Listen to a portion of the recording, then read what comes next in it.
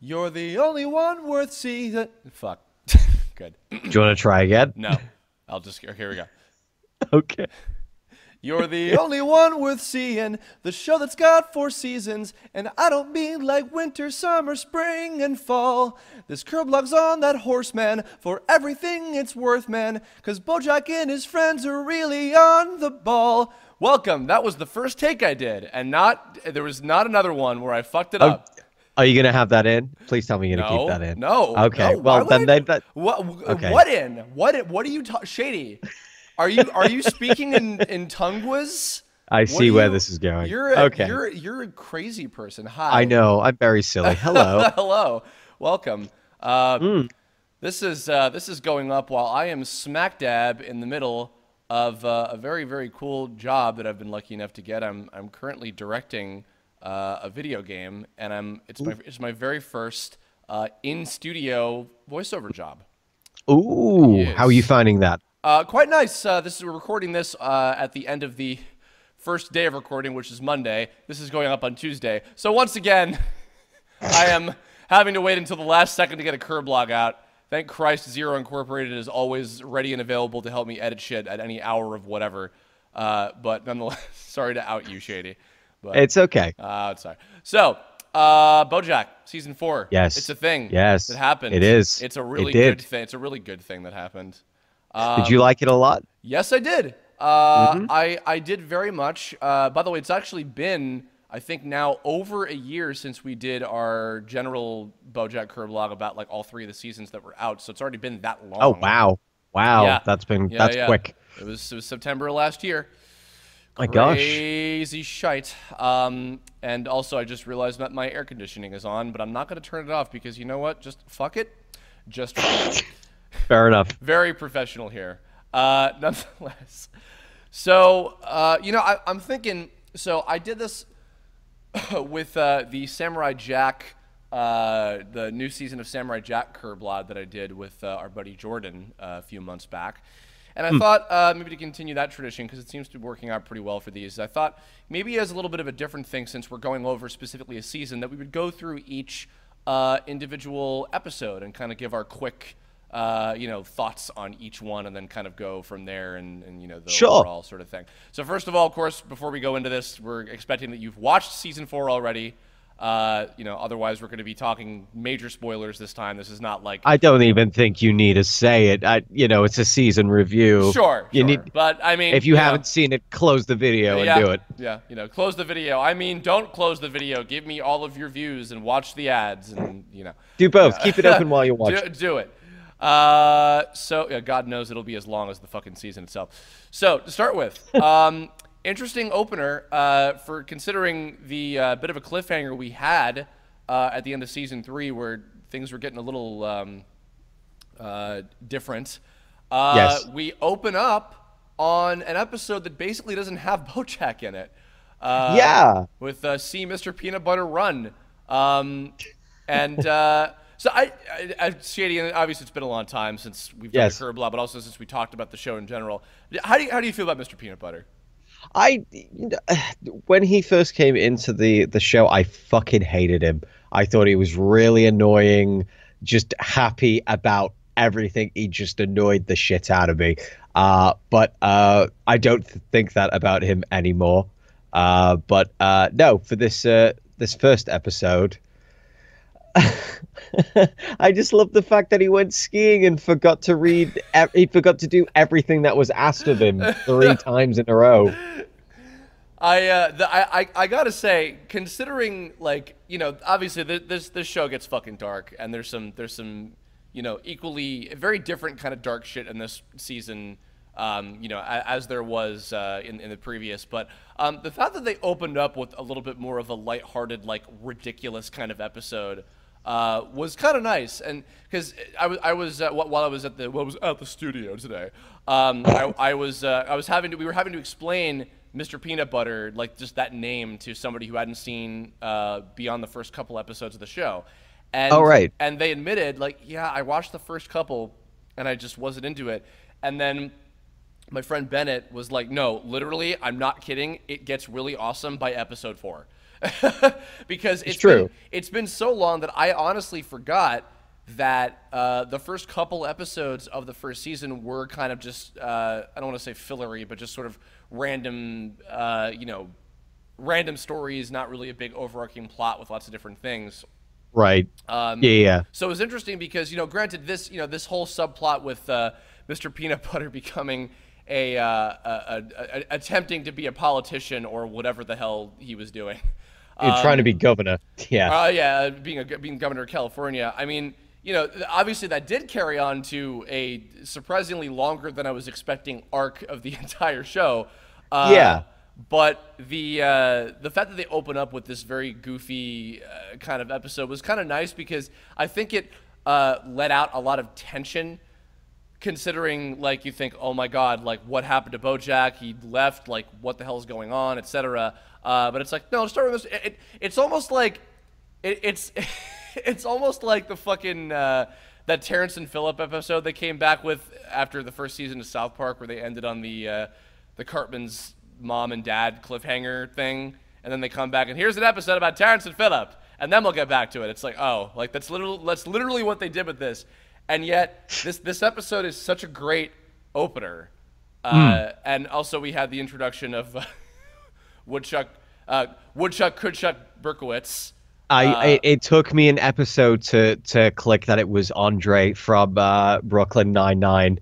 And then he's doing exactly the same character, and it's amazing. And what a voice too! Like it's beautiful. It's not quite Obama, but it's like it's actually it reminds me a little bit of Keith David's like president character from Rick and Morty, a little bit in that same kind of like, listen, man, you don't know what's going on here kind of thing. I don't know. Right? Like, yeah. No, it's like it's super authoritative without being aggressive at all. It's just how he speaks. Yeah. It's wonderful. No, Woodchuck is my new favorite character of this season. Yeah, for literally just because when he's introduced, you just think like, okay, he's probably just gonna be in this one episode or whatever, right. And like this poor guy who's having to fucking deal with this nonsense, and then it's just like, oh wow, oh no, he's actually and God, this poor guy and the shit that he has to go through, particularly with his hands, for Christ's sake. Oh yeah, that was a thing. That was a whole thing. The whole fucking hands thing. Yeah. And although this episode was well, I guess it wasn't fully separated, but the first episode to feature Bojack himself in it was the second one, of course, which was the old Sugarman place. Beginning of well, we'll get to the subplot about Beatrice and the Sugarman family in a bit, but particularly this episode, just having something completely to focus on, like Bojack by himself without the rest of the main cast. Like at all, virtually, was really cool. Like seeing him completely out of his element and trying to act like he's in his element because he's like, I'm finding myself. I'm trying to figure shit out and do this thing because sure, why not? It was cool. And Eddie, this Fly character, also a nice addition. Didn't overstay his welcome. I'm kind of glad that he was just in this episode. I would say. Right. But what did you think about this one? I liked that. I think my favorite thing was the fucking Eddie trying to fix his door, just trying to be a decent person, and then Bojack just stop fixing my goddamn door. I don't know why that one tickled me, but yeah, no, it's from what you say, we go a little bit into Beatrice's history. Eddie was good. Was it just the one episode he was in? Yeah, he was really only in this one, and unlike Woodchuck Kudchuck was a long stayer in that case, but Eddie I think was interesting because he's like immediately likable and like you immediately feel for him, and then like by the time he's like, I just want to die at the end, I'm just like, oh my God, Eddie, I don't even fucking know you, and no, buddy, it's gonna be okay. It's like, oh my God. No, I had the feeling that he was involved for way more episodes. Wow, I didn't realize it was just the one. It was I think the intertwining of memories during the piano barn song scene was also really lovely as well, where it's Beatrice's mom, I forgot her name, and Eddie singing together at the piano. Oh, I think it was Honey. Honey was the mom, yeah. I think it is, yeah. Yeah, which I guess because really that's her only episode as far as I can remember. God, Christ in heaven, the mom, like really really fucked up character like immediately. It was weird. I feel bad to say this. I oddly didn't have the same like, oh my God, I'm so sorry thing with her that I did for Eddie. Right. I did feel for her as a character, but more I was just like, oh God, oh no, with particularly the thing that happens to her towards the end. Right. I think if anything, weirdly, I feel terrible saying this because like what happens to the mom is like it's basically a lobotomy. Is like the worst fucking thing ever, and yet I think I felt more sorry for Beatrice, even though Beatrice is a piece of shit in like the entire rest of the series until we get to know her, otherwise. Yeah. But yeah, no, that whole piano sequence with the two timelines kind of fading together and everything was really really artfully done. At first I was I guess I was a little confused as to the direction of like. These can't be Bojack's memories because he's obviously not born yet. Right. But we're just kind of peering into the past and, kind of just getting whatever this is supposed to be here. So I didn't quite get it at first, but like once they like kept it consistent throughout the episode, it was pretty cool. And of course we also get a little taste of this, probably the biggest piece of shit, oddly even more than Bojack, and that's saying something, but Sugarman himself, Mr. Sugarman, played by... I had no idea it was Matthew. I had no fucking idea. I had to go back twice. It took me I think until the later episode with Beatrice to realize that I'm like, oh my God. And like, it's really something when you get somebody like him who like, I mean, not that he's like, voiceover wise, he's not really known for much else other than Simba, but like Simba's all it fucking takes to have a voice like that. That's like, that's a childhood character associated kind of voice, and then you hear him saying these absolutely disgusting, like unprogressive, like 50s or whatever things, to women, and I'm like, oh no, no, please, because in his first episode, it's just like, oh God, whatever. But then in the later one, where it's like all focused on Beatrice, it's just like, oh, then it all steps up, and it's yeah. Well, moving past that, next one. Hooray! Todd episode! I'm sure probably most people just at the title alone, when like Netflix pulls it up, it's just like, oh, hooray, Todd episode. Todd episode. But no, actually, this had some great gags. I did like this one a lot. I mean, honestly, like it says something. I think I'm sure we probably talked a little bit about Aaron Paul just in general in the previous one we did, but the fact that Aaron Paul Todd like ended up sticking as a character early on because of just Aaron Paul being like the biggest cheerleader for the series, and like now he's like one of the producers.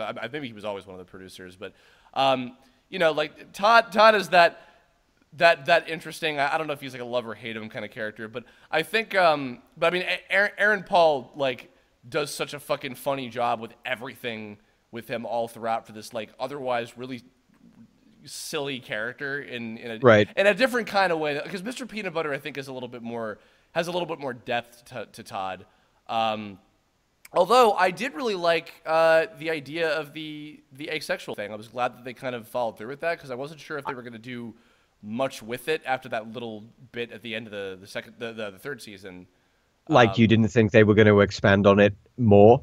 I don't know. Like I didn't know if they were how far they were going to take it, or if it was just going to be like like he's figured out that this is a thing about him. But in actuality, it was no, he hasn't figured this thing out about himself just yet, and so now he's trying to.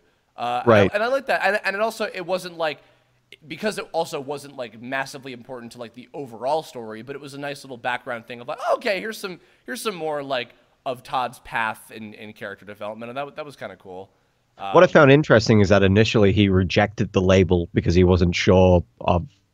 It basically came to be like he wasn't still sure of himself. Yeah. And it sort of doesn't want to be a package deal, but then you see the sort of inclination of meeting other people with similar interests and similar experiences, and how that sort of grouping and that I can't remember which character it was that said it, but they said basically what labels sometimes do help. Yeah. With that sort of thing. I can't remember. I think it was maybe Princess Carolyn. I don't know. But Yeah. it was nice development to see that wall come up and then come back down again, and him sort of opening it up. And no, it's been pleasant for Todd. Then again, it's never been really unpleasant for Todd. Yeah. I guess I was also a little bit sad to find out that Emily was kind of a short-lived character, because she's just kind of gone after that. I was like, oh, okay. Not that she was super interesting, but I guess I would have liked to see like where else that would have gone. But then again, then again, like Wanda also kind of came and went with just the arc that was surrounding her. So I guess it's not that out of the blue. Although the axolotl girl, whose name escapes me, that was like at the very, very end. Not expecting her to. I wasn't expecting her to like kind of stick around for a little while longer, but I don't know how big she'll be in potential season 5, but either way. Who knows? But also major thing, even though it was very kind of just sort of in the background for this one, but the introduction of Hollyhock in this episode. Yes. I have to say, I know this is sort of going to skip a couple of episodes, but I was not completely sold on the idea, and I'm glad it turned out the way it did, that it was going to be a biological relation, like father-daughter for Hollyhock. Because I don't think Bojack would be able to, as much as he wants to think he would be able to. It's clearly evident in this series he's not capable of raising a child at all. Which is so sad, because of even before this little tease about Hollyhock at the very end of season 3, where they just show her on the. Pardon me. They just show her on the bed, kind of upset about the phone call being turned down. Oh, the one that Judah answers and puts. Oh, I'm sorry, we can't help you. Yeah. Sorry, but just before I forget this, by the way, fucking Judah's played by Diedrich Bader, who I love, and I cannot fucking believe me, Mister. I hear a sound, and I'm like, oh, that's so and so voice actor. I did not recognize him as Judah, and he is so fucking good. He's also, if anybody out there remembers. From Billy and Mandy, Hostile Ghetto Spectral Exterminator. And he was also... That's him? Yeah. And he was also Batman in Batman Brave and the Bold, which was the more goofy animated series. He's amazing. Yeah, he was Judah. Nonetheless, yeah, I was expecting that to be the case. And, all the teases that we got, like the underwater Seahorse Kid episode, and I forget if it was season 1 or 2, but like that one to me was the first major tease. But it always seemed like, okay, there's some kind of nurturing aspect that he has in him that makes him very happy, that makes him feel a little bit differently fulfilled than he otherwise would have been. But so that said, I do think that it was very good that they did explore this thing of him trying to be a father figure, even though he is not very good at it, and that he turns out that he isn't even really to begin with, that he's not a father figure. Right. And actually, I'll even admit, because you said that you weren't sold on her, I was sold right away on her as a character, but what I fully admit, this is kind of embarrassing because it's the most stereotypical, like, uninspired, boring kind of theory. I flat out thought at first that Charlotte was the mom. Really? Yeah, it was purely because I thought, and you know what? Maybe this might have even been slightly done on purpose just to keep people guessing before, the big twist happens with revealing the mom. I just thought it was because she looked kind of like a cross between Charlotte and Bojack. I thought she looked kind of like somebody that would have been their kid. Right, but wasn't it established that nothing ever happened between Charlotte and Bojack? Like, sure, literally nothing? I guess for some reason I thought somehow there might have been something, maybe there was something that we missed or some kind of thing that wasn't touched on or whatever, but, which is why I'm embarrassed to say it, because it's such a, like, and even if it had turned out to be true, it would have been, like, the most boring fucking, story idea ever, so I'm glad that it wasn't it. Right. But yeah, no, Hollyhock, her being a, like Todd and Mr. Peanutbutter, we've talked about already, are these kind of unbridled forces. I'm sure I probably even compared Mr. Peanutbutter to Nylock in a way in the previous one we did. But they're both these different kind of unbridled forces of good in Bojack's life. Like even when like bad shit happens to them, then they deal with it. Hollyhock is this like kind of pure force of like innocence. Right. Like a force of good, but particularly a force of innocence that is introduced to Bojack.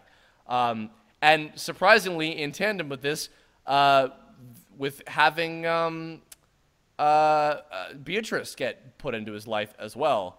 Yes. And it's like, oh, well, I wasn't expecting that to happen either. But evidently, Beatrice surprised me, I have to say. I was not, because I think you and I pretty much shared the trailer with each other for season 4 when it came out, and I took notes of everything, and I saw her like at the window for a scene in one of the cuts. Mm-hmm. I thought maybe she was going to show up for a few seconds during an argument or something. I didn't realize she was going to stay in through the, half the season. It's and the transformation between her now and the last time you saw her, which I think was season 2 when he's recording for Secretariat and he gets a phone call from her. She knows who he is. She knows about the history and everything. And then when you see her, it's just all so sad, Chris, really, is the best way I could say it. Yeah. Well, I mean, and it's something that makes you feel really like it's one of those things that makes you that like step back and analyze like, oh my God, this could be me someday. When I'm 60, 70, 80, whatever, this could be me. And this could be that I think that's actually a very real fear about getting older, is that when like people, I mean, like, regardless of whether you're, like a not very nice person like Beatrice, or even if you're a wonderful person, like I think the fear of like nobody wanting to make the time to care about you or see you or want to be around you because you're depressing to be around, just being the way you are because you get older. It's like, it's fucked. And I mean, because how old is Bojack supposed to be? 50. In season 1, there was some sort of joke, and he would like, why would I want a kid? I'm 50. Between season 3 and 4, I think Diane said like you were gone for a year and a half. Yeah. So he's like early 50s. Yeah. So, which leaves, Beatrice probably like around 70s or 80s, I would say. It's, but I think that, what I was going to say is, from Bojack's perspective, because, he's getting older, and him, kind of looking into that, and I'm just like, oh my God, is this going to be me someday? I think that even Hollyhock is the one who makes that assessment of like, oh my God, is this going to be me someday? Am I going to be like this? Because she thinks that she's her grandmother, which is not quite accurate. No. But excuse me, I guess technically would she be considered her like stepmother, sort of? I don't even know. I honestly, stepmom, yeah, I guess so. Yeah, more legally. Step-in-law. Step in the law. Little quick thing too, I guess we have. Diane, maybe not a massive amount of development this time around, but definitely seeing her go back to an unhappy place with all the shit that's going on with Mr. Peanutbutter and otherwise.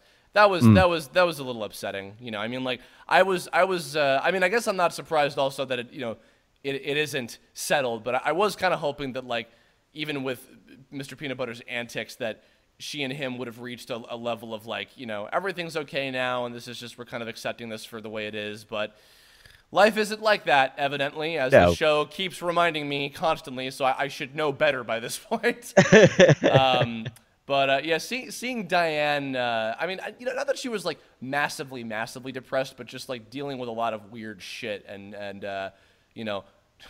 going to alcohol out. Her and Princess Carolyn. Right. But Princess Carolyn, I think, had a lot more, probably more serious things to be upset about. Right. But yeah, in Diane's case, very interesting and bizarre gag of her, I guess, more positive parts of her relationship with Mr. Peanutbutter, and that how they find their new spark for a while. I saw that scene because they cut it for the trailer when he pins her up against the wall, And I had this conversation. I said to Bridie, I said that they're having a fight, and she told me what was going to happen actually happened in the episode in the end, and I just couldn't see it that way. Oh, well, but they were just gonna like fuck on the spot. They were going to frack. Oh yeah. Frack me, Mr. Peanutbutter. That was the best. Christ. That might have been my favorite like audible gag. Was just that. It was fucking ridiculous. No, fucking points to Bryony, because honestly, I should have seen that coming. I think, it's weird because I forgot that happened in the trailer, but then when I saw the scene, when he pins her up against the wall, like immediately I was like, they're gonna fuck, and there it is. Yeah. I forget what the second gag with them fucking on the spot was. Oh good God, I can't remember. The other like, it was the argument that they have literally on TV, of like disagreeing about like whatever issue, I forget whatever it was, but yeah, that was pretty great. And I can't fucking believe, by the way. Well, actually, let's get back to the fracking episode because that's a couple from now. Thoughts and prayers. I thought. My God! Terrible tragedy. Thoughts and prayers with. Thoughts and prayers. They started. All right, but what if we do it in this place? Oh, maybe not this place. Thoughts and prayers. Probably the most amount of just like, oh, you can't. I imagine that's every PR room. Just eventually. Oh man, yeah. I mean, well, dude, so many things. I remember there was an entire show that was, I think, going to be picked up. What the hell was it called? It was like Maximum Pain or Constant Pain, something like that. It was some action show on Nickelodeon. This is like pre-Avatar: The Last Airbender, any of that stuff. It was an action show that was going to be on Nickelodeon. And literally, because there was like, oh no, and giant blimps and flying through the air and crashing into buildings, and then 9/11 happened, and it's like, nope, never, ever anything like that in children's cartoons, ever. No. Yeah. I mean, you remember the Tentacool episode of Pokemon with Tentacool and Tentacruel? And the big one? They take over the city, yeah. Never yeah, again. That was part of Never ever aired that shit again after 2001. Never again in U.S. What? Really? Yeah. I mean, maybe in some places, but like generally they were like, nope, not that one, not anymore. What, just because it was Tentacruel knocking down? No, yeah, because of the buildings, even though the fucking shot of them killing the building is in the opening, for Christ's sake. And never I was about to say, that was... I know, it's my destiny. He's like, oh. Yeah. But no, I mean, that's a real problem. Like, not a problem, quote unquote. It's a fucking third world problem. But I mean, the fact that it's like, oh yeah, we don't want to fucking upset anybody with this, so we got to be careful with it. Yeah, I mean, that's a lot of like, oh, kind of gags. Yeah, certainly. Still a very funny episode, nonetheless. But I enjoyed it. Yeah. What I loved particularly about it was just how quick Hollyhock was to. I know we're sort of taking a step back here, but how quick Hollyhock in this particular episode, you see how endearing and comforting she is to Beatrice, but at the same time, Beatrice recognizes her, but not Bojack. Yeah. Keeps referring to her as, oh God. Why do I want to say Helen? Oh, it's not Henrietta. Henrietta. Yeah, she calls him Henrietta. Oh, I also love the fact that that Hollyhock calls him Bojack.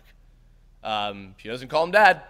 No, because she doesn't know. Yep. Well, and also because even though she thinks that she knows, but when she thinks that he's his dad, she doesn't call him Dad. She calls him Bojack, and I'm like, oh, right. Yeah. So it's true. So it was a nice subtle touch, I felt. And I got to say, too, actually, I was watching some of these episodes with somebody, and they pointed out they thought that Aparna Narchurla, who voiced Hollyhock, they were like, are they a teenager? Because they actually sound really young. And she's in her 30s. She's a stand-up comedian. But even though to me, she doesn't sound necessarily like a teenager, but she definitely talks like and captured that like true innocence of just like a real laid back contemporary kind of teenager of just like, yeah, and I'm gonna go to this thing and I'm gonna do the thing and then I'm gonna go here and I'm gonna do the best I can because that's my life. And I'm like, I really liked her performance a lot. She was definitely a standout for this time around. I really do like Hollyhock in particular. I think of these new characters, I, I, there's nothing necessarily about her that was shown that implies that she has any of the negative traits or anything that Bojack does that makes him ugly. Yeah. She's just generally very likable and very mature for her age as well, for the way she talks to Bojack, especially. Well, what's also nice about her, if you think about it, because she's not even remotely in any way associated with anybody in the entertainment world of Hollywood. Yes. So in that way, she's like this. She's almost like from another fucking planet, because like everybody in the show, what they share in common is that they're all like, they have that mentality of, I work in the entertainment business, and as I'm sure you and I know, that takes a certain level of insanity. So for her to be a little bit more of like a grounded, like normal person, because even Todd is not related to and yet he gets dragged into it anyway. Yeah.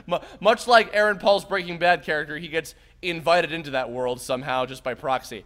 But yeah, Hollyhock is just being this kind of normal, everyday kind of teenage kid that has nothing to do with the rest of this like stupid world of like everybody sucking each other off and trying to get in the business or whatever. Right. She's very much a literal breath of fresh air in that in that sense. The next one, by the way, this despite being a very like, oh god, this is too real, everybody can relate to this kind of episode, one of my favorites for one of its really, really amazing visual things was You Stupid Piece of Shit. God. The alternative, really awesome looking animation style for Bojack's like internal, I don't even want to say monologues, his internal struggle. Right. Because I mean, I as much as I adore this show, Bojack is not a show that I look to for like stunning looking animation necessarily. No. It's serviceable and it works for what it needs to be. But I loved the animation on his the voice in his head calling himself names. Right, the little scribble doodles as he's going through the the motions. They're going to be talking about you. Good. We're talking about you. No, who gives a shit? It doesn't matter. You stupid piece of shit. You stupid asshole. It doesn't fucking matter. Go get breakfast. Fuck you. Breakfast. Fuck you. Oh, can we talk, by the way, that that fuck was used, but it wasn't at Bojack this time? Yeah. Yep. Yeah. Yeah. It was funny because I remember I was like, oh, there wasn't like an extreme fuck that was used this time compared to the other seasons, and I'm like, oh yeah, yes there was. It was just biz casual. Yeah. It was like in the most blink and you fucking miss it area ever. It's like, right. Oh, okay. So that was a nice class. Much like how Rick and Morty this season has foregone interdimensional cable and had Morty's mind blowers. This year for Bojack, it's like, ooh, and then I say fuck you. Also, I'm doing the fuck you this time, not the other characters. I'm doing the fuck you. Yeah, no, it was nice for a change to see that. Yeah. Okay, this one over the halfway point now. The Underground. Go on. Not even just the fact that the Mr. Peanutbutter's political adventures, get to have an overarching plot, but dear God in heaven, when the fact that the fracking like subplot gets its own fucking episode, like I'm just like, God, guys, you're geniuses. It's great. This one had so many good gags. Like, dear God in heaven. I found myself less sort of interested in the struggles of everybody else, and I was just more intrigued by the conversation between Bojack and Diane specifically. Yeah, I feel so. I was kind of getting to this earlier and forgot to mention. I feel kind of bad that like most of Diane's like outstanding moments are kind of just like at her expense in a way that's like that's not quite like the other characters, but it's more of just like, haha, this funny thing happened to her. Oh, poor Diane. But anyway, right. Yeah, no, her drunk, super ultra fucking drunk Diane was like, oh, Okay. I will say another thing that I was very happily surprised that didn't happen was I was like, oh no, please, her and Bojack better not fuck, please. I was hoping it wouldn't go to that, and I'm glad that it did. Just the way that some of the writing was leading, I thought, no, please don't do this. Well, there was a part of me that even thought for a minute that by the end, and I mean, well, considering kind of how Diane's arc went, I was kind of expecting Bojack and Diane to finally get together at some point, because they're. I mean, she's the only fucking main girl character he hasn't dated yet, for fuck's sake. That's true. Yeah, but I'm glad that hasn't happened. I don't know if it actually will happen. I'm not saying I want it to happen necessarily. I'm just kind of, there's a part of me that's thinking it will at some point. I don't think so. I don't know. But I also am really glad that like they have this relationship where just flat out she's like, and that it doesn't turn into a romantic thing where she's like, I need you in my life because you're the biggest asshole I know and you're the only person who makes sense to me, and like they're like really, really good friends in that way. And I do, excuse me, I do really like that they can just have that connection with each other, and it doesn't necessarily have to turn into another fucking relationship drama thing. Right. Yeah. But yeah, this episode, great cameo by fucking RuPaul as the Ant Queen, and Zach Braff as Zach Braff. Yes, as Zach Braff. Hi, Zach Braff. Hi, Zach Braff.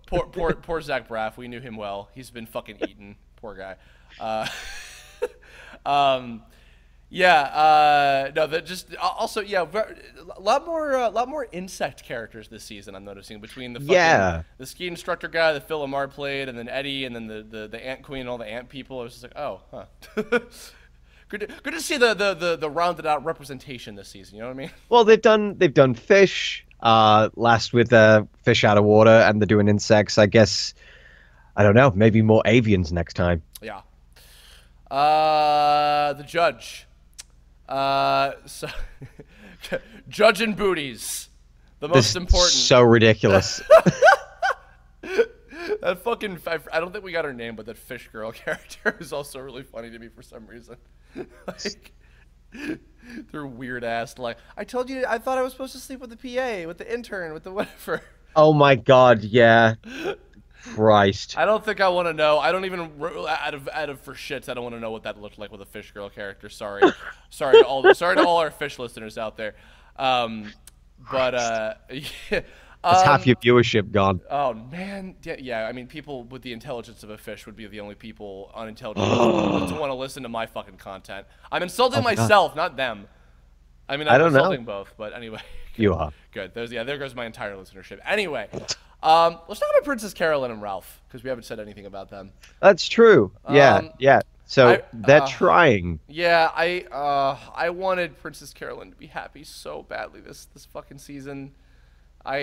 I liked Ralph a lot, and I did remember from the trailer the "could you, would you" with a mouse, and that's seeing that that particular struggle of like, I want to start a family, but also I'm getting older. It's not super easy to do that at this stage of my life because of just nature. So we have to actually work really hard. It's not easy to just do that. It's like, oh, and like, God, I was rooting so hard for them, and like, and fucking Ralph being a stand-up guy, like being a really, really good guy, and like, going to bat for her and et cetera and all that shit. It was like, oh, this is so nice. And I had some faint level of hope, and I was like, come on, Harvey Fierstein, watch, give me some good fucking news. And Dr. Rhino guy, who I don't know who the fuck played him, but Albino Rhino Gyno. Albino Rhino Gyno.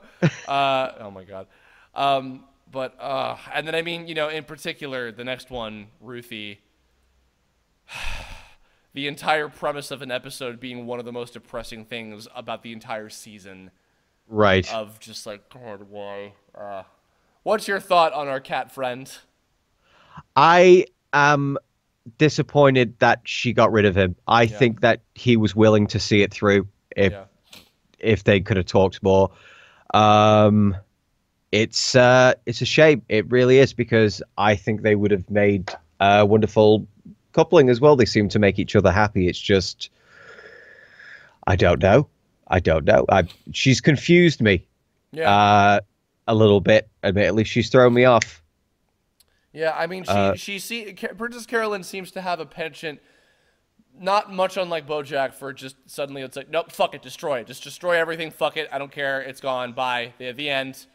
Right. Shit. then it's just Yeah. gone. It's like, Ralph is just, suddenly it's like, and here's this character just gone now. It's like, oof. Bye. Yeah. Yeah, and drunk Princess Carolyn, not as funny as drunk Diane.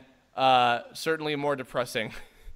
But mainly, yeah. I mean, like the whole, it's so fucked. It's like one of those things where I almost want to be like, fuck you, writers of the show, if not for the fact that you're absolute goddamn geniuses. Where they open up on like, no, see, everything is going to be okay because eventually things work out and she has children and this is her descendant in the future who's looking up to her.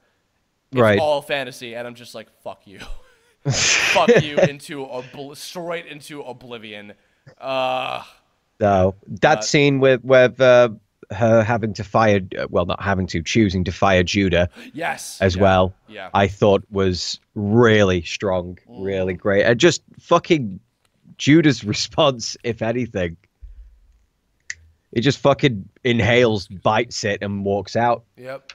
Yeah, and I mean, also, I believe in that situation, even though it is meddling in that sense, I think that what he did in that situation of like, you know, judging her judgment at that time, Yes. I think that was the right thing for him to do in that situation. And I think that Princess Carolyn had the right to be angry about it. I don't think that she should have fired him. No, I don't think he should have. It's a shame now because we've lost.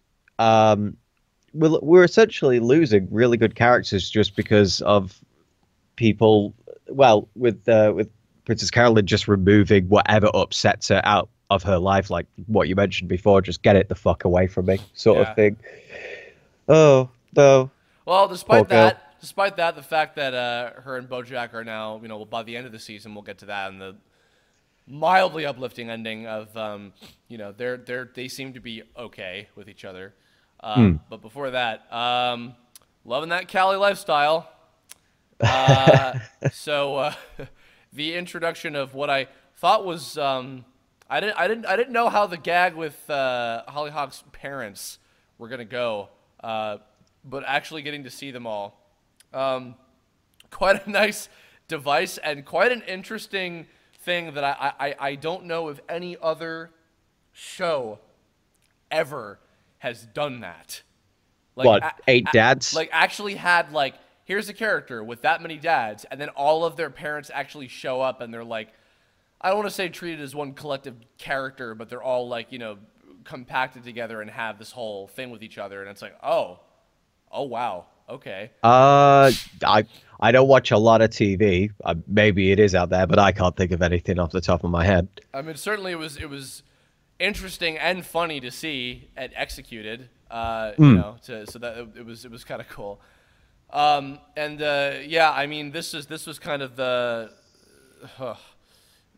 Actually, side note. Can we talk about the clown dental business thing? Oh, for fucking ridiculous. Can we just say that first of all? It's fucking ridiculous. Yeah, I mean, it was pretty genuinely terrifying by the end. I think if I watched the show, if this was like 10 years ago and I'd seen that, I would have been like, oh, I'm not having a good time. I'm not having a good time right now. I don't think I can handle this. You know, because I was a big old push back then and I couldn't handle it. No. Yeah, but otherwise, I will say that I did like Bojack's like really affirmative attitude and really wanting to help for these last set of episodes, because it shows like in that very short time that I think he genuinely grew to love Hollyhock like fully, and not just for the novelty of like, oh my god, I might have a daughter or whatever. Like I think he really genuinely grew to care about her, and I think that having her in his life was a really good thing to happen to him, just especially at the stage he was at. Right. You know, and the fact that like he did show this genuine sense of appreciation, the fact that he gets that fucking mad, that flat out, he's like, nope, fuck it, mom, you're out, the home, bye, you're out of here. Right. the fact that, I mean, obviously he was already like not super keen on Beatrice to begin with, but the fact that like he was so that angry about what happened with Hollyhock that immediately is just like, no, fuck you, you're out. I was like, oh wow, no, he's really, this is going really far. Like, I just feel sad for her. For Beatrice. For Beatrice, yeah. Well, I know I shouldn't. Time zero. Let's talk about it. Oh, crap. Yeah, so she's in her home now, and I knew they were going to fucking do it at the end of the episode just as he walks away. She fucking recognizes him. Yep. But yeah, we get to see the history of Beatrice and how she met what was it, Crackerjack? Yeah. Yep. Crackerjack. Which I forgot. Yeah. I forgot was also played by Will Arnett in the previous seasons. Yeah, really intriguing story. Never thought that Bojack's bitchy mom was a character that I would ever feel anything for in the future. And but their setup and execution of her, not literally, not yet. But give it time. Unfortunately, I feel like if they do another season, she's gonna fucking die next season. I was thinking that in this season that we would end up hearing from Dad, but obviously that's not happening. No. No. So maybe, but it was nice to see the. By the way, a really nice way that they've portrayed sort of the mental struggle with her memory, with the glitches and the blanking faces. Yeah, absolutely. Is what I noticed. I thought that was really nicely done. Well, and the imagery, I forget if it was you who showed me, but that one, oh no, I think it was Zero Incorporated who showed me this drawing, this amazing drawing somebody did that's also, pardon me, terrifying of of Sugarman in the fire, with the fire in the background and the mom coming through, and that's how Beatrice sees her own father of this like devilish figure who just like fucking ruins her life. I'm like, oh my god, like that one shot in particular of like the three of them, of little kid Beatrice and Honey and Sugarman, just like with the flames in the background. It's like, okay. No, I'm also not having a good time. I don't know what's worse. This is the fucking dentist clowns. Yeah. Yeah. Well, if you ever find that image, I'd love to see it. I will find that. Jesus Christ. It was, yeah, this was a great episode. Great use of the sense of time, with like skipping to actually earlier than where the previous episode ends, with how they kind of aligned the progression of time by that point. Really, really cool artistic shit that they did with, with how the flashbacks went and the editing and all that. And great twist. Yes. Really, really cool twist that I was absolutely not expecting at all. No. With how that timeline landed, I mean, I guess he would have been like in his 60s. I think so. Crackerjack, yeah, with this Henrietta girl, which I mean, I guess I could buy it, and the fact that literally it's just accepted as like, oh yeah, my husband cheated on me with our maid, and now I'm the one telling her, no, don't get the abortion, do whatever, just put him up for adoption, don't let this destroy your life, etc. I'm just like, good God. And yet, this is a thing that happens now. Like, this is actually a thing that happens now. Good God. I'm only mainly happy that fucking Henrietta's not also dead. Right. Fucking, and so maybe Hollyhock will have her own episode, come season 5 if we get one. But this one was fucking insane. Good God. Not quite as upsetting, I would say, as 3. I found that one to be a bit more of a heart stabber. But this one's still all the same as Bojack always is. Very upsetting, and I can't wait to rewatch it again. Well, as far as like the really upsetting, like holy shit stuff, I mean, this is the one that took the fucking cake, and he probably ate it too. Sorry. God damn it! You can't escape. I know. But no, like this is the one. This was the episode of the season that really had like that big entire. I feel like almost all of the like fucked upness of the season was all kind of encapsulated into this one, because honestly, this entire season had like almost a I would say a season one level of like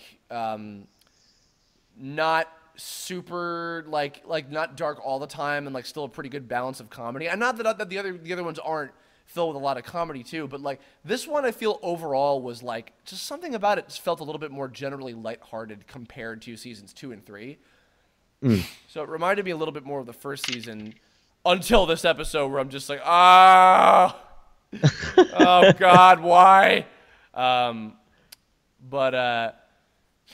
Yeah, this and then the last episode with what time is it right now?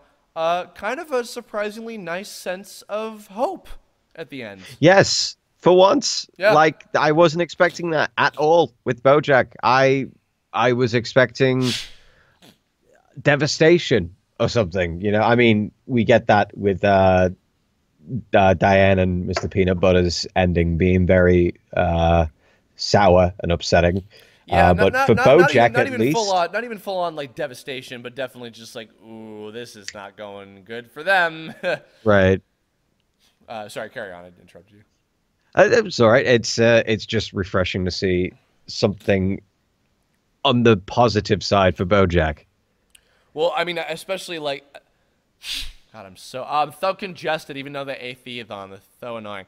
No, I think the way that they executed him finding out about Henrietta, delivering that information through the parents, and then Hollyhock having that last phone call with him, that was, I think, one of the most executed, like well executed payoffs of anything. Like, it was just uplifting enough that it was like, you know what, this is nice. Yes. That and actually also, to a lesser extent, but still important, the fact that he, for Carolyn's new TV show, just being flat out unabashedly, yeah, I'll do it. Don't worry about it. I'll do it. I owe you everything. I'm more than happy to. I'm just saying, oh, that's nice that was not massively drama filled either. Right.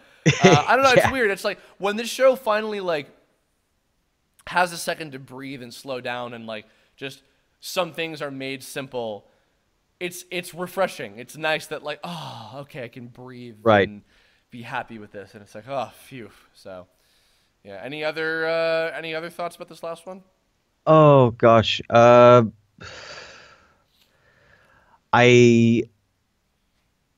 want Diane and Peanut Butter not to go. To Hawaii. No. I see. It sort of falls back on what you were saying before, where you think they might hook up, Bojack and Diane. I could only ever see that happening if they separate. If Peanut Butter and Diane separate, and I'm hoping that doesn't happen for the next season. I kind of like them as a couple. Yeah, I mean, I do too, but there's a part of me that's, I mean, I guess if we're getting into that, and as far as like, what's next? Yeah, I have a feeling that Diane and Mr. Peanut Butter are going to break up, and I think that somehow Diane and Bojack are going to find their way to each other. And is that going to be a healthy relationship? Probably not. Probably not. Is that going to work out either? No, probably not either. But something is telling me that is what's going to happen next. I don't know. Oh, well, we'll see. I mean, hope but you not. know what? But a lot of things that I've guessed, I've been completely wrong about, and I've been surprised and happy to be wrong about them. Although I do hope that we get a Hollyhock episode. That would be nice. Yeah, I'd like to see her come back. Hollyhock and her mom adventures. Maybe. Yeah. I guess any other kind of closing thoughts on the season as a whole?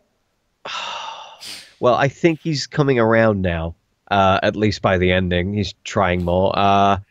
I think he might end up maybe being with I think either the Diane situation's going to happen or Princess Carolyn, Oh, since he's working with her now. one of my friends was saying also they think that Princess Carolyn is going to adopt next season. I could see that happening. Yeah. Yeah. Yeah. She might even adopt as a single mother. Who knows? But we'll see. Yeah, I look forward to it. I hope. I don't know if has there been any talk of another season or. I'm usually quite on point with that. As far as I'm aware, I, it hasn't been denied that they're not doing it, but I haven't seen like any currently in production. So Okay. I don't know. I'll have to Google it. I do hope we get that. That would be nice. But yeah, well, with that, I think we're gonna end it.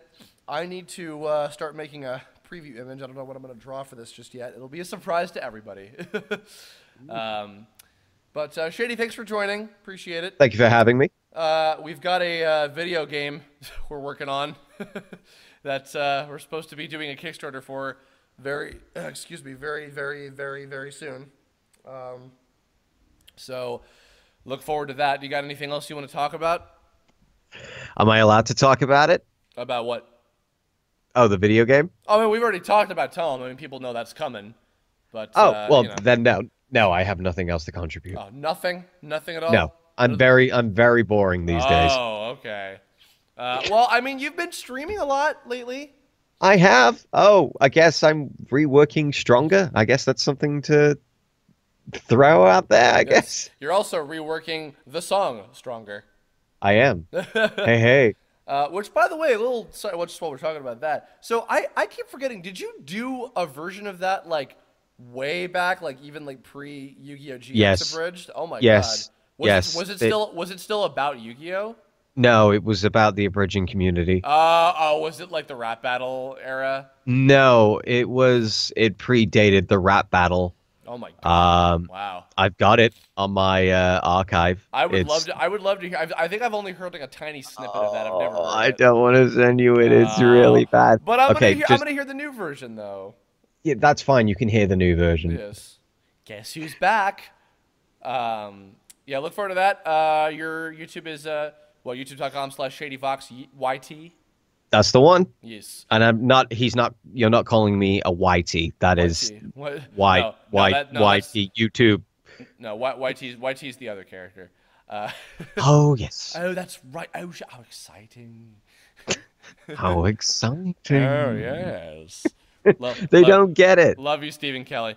No, when they think Stephen Kelly, all they think of is oh my God, and just fucking perfect Marge Simpson impression on our fucking charity stream, which we're coming up on. That was a year ago soon, dude. Wow, Jesus. Fucking flies. Anyway, fucking flies, just like Eddie. He's a good guy. Anyway, all right. Yeah, that'll do it. Shady, thank you for joining me. Thanks, everybody in the comments, let us know your thoughts on Bojack Season 4. Favorite episodes, favorite moments, favorite new characters, favorite moments for the old characters and new characters, whatever you like. Predictions about Season 5, otherwise. I think this is probably going to conclude my little Netflix stint of the Death Note movie and the Castlevania movie and the Bojack Horseman Season 4 movie and all that. So I might have another Kirblog or two this month, but hopefully soon you'll be hearing about the Kickstarter, and we will probably do a stream of some kind for the release of it. I'm going to try to see if I can get a bunch of the folks together for it. Lovely. But yeah, look forward to news about that very, very soon. Also, by the way, I don't often plug this, but if you're not already liking the Tome Facebook page, go give a like to that and follow it, because most of the updates I think are going to be consistently through that. So it's facebook.com/Tome series. Go check that out, and we'll have lots of information about the game very, very, very soon. So big thanks to Shady Coon, who did some lovely sound effects. And reprised as Alpha, Alpha. And he looks super cute and adorable, and y'all are going to love him. So I do. It's true. Wow. Shall we? Why'd you do me as Christopher Walken? Wow. Wow, that's crazy. It's me, Shadyvox. Wow. I don't want to destroy things. I only want to whittle reindeer. Wow. That's very good. That's good. Thank you. That's very good. How exciting. How exciting. All right. Bye, everybody. We'll see you later. Bye-bye.